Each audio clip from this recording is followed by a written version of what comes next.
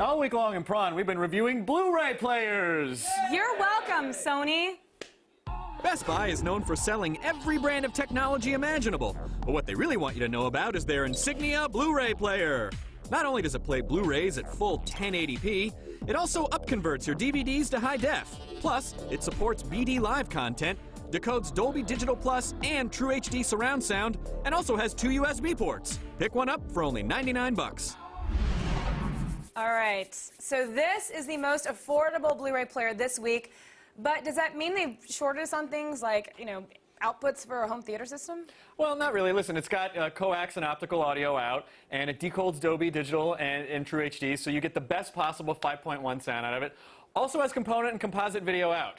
So that's good. Okay, now newer features like downloadable Blu-ray content, BD Live for the kids out there, and Netflix streaming are becoming standard on these players. So can Insignia compare to the newer ones?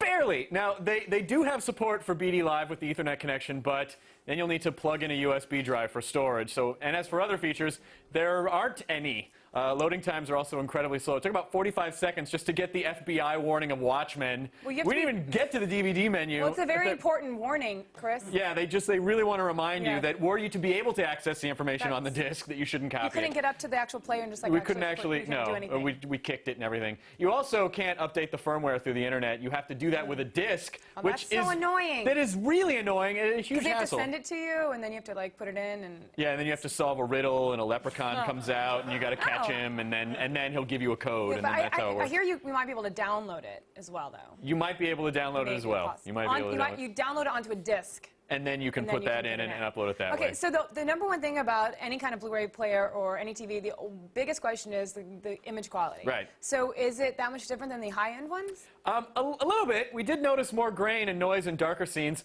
Blacks aren't as deep as they should be, but on the plus side, it still looks Blu-ray quality and doesn't lack much in normal light scenes. DVD upconversion also looks good, pretty much comparable to other players. So it's not terrible. It's not terrible. But it's 99 bucks, which I have to say is an amazing deal for Blu-ray players. So it doesn't sound like you have too many bad things to say about it. So, I mean, are we getting what we pay for? Unfortunately, we are. Yeah, the next player up is about $100 more, but I gotta say, it might be worth paying that just to get the true Blu-ray experience. I mean, if you really are, a videophile and you want to see stuff, then you would probably just cough up the extra $100. But if you weren't hardcore about it, could you really tell the difference?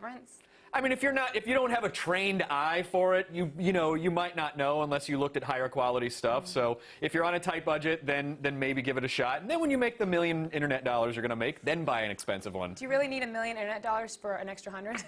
I guess probably just $100 internet dollars. That's all you really for the need. extra 100. So what's our final judgment? I give it a 3.5 out of 5. 3.5 out of 5. Not bad. Not amazing. That's good. Even though the Blu-ray is cheap, it lacks on features and quality. But the most important characteristics of a Blu player, it does have. So. All right. Well, that's it for today's Gadget Prawn.